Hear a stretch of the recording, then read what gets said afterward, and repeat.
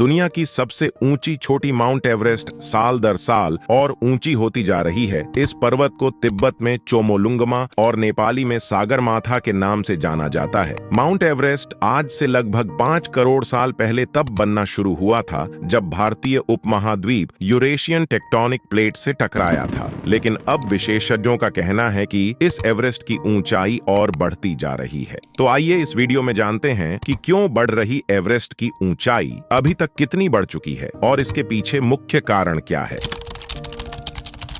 नेपाल और चीन के बॉर्डर पर स्थित माउंट एवरेस्ट की ऊंचाई बढ़ने की एक मुख्य वजह नदियों के प्रवाह में बदलाव है, जिसे रिवर कैप्चर कहा जाता है। वैज्ञानिकों के अनुसार रिवर कैप्चर एक दुर्लभ घटना है। यह तब होता है जब एक नदी अपना मार्ग बदलकर दूसरी नदी में जा मिलती है या उसके रास्ते में आ जाती है। लगभग 89,000 साल पहले हिमालय में कोसी नदी ने अपनी एक सहायक नदी अरुण नदी के हिस्से को अपने साथ मिला लिया। यह अरुण नदी आज माउंट एवरेस्ट के उत्तर में स्थित है।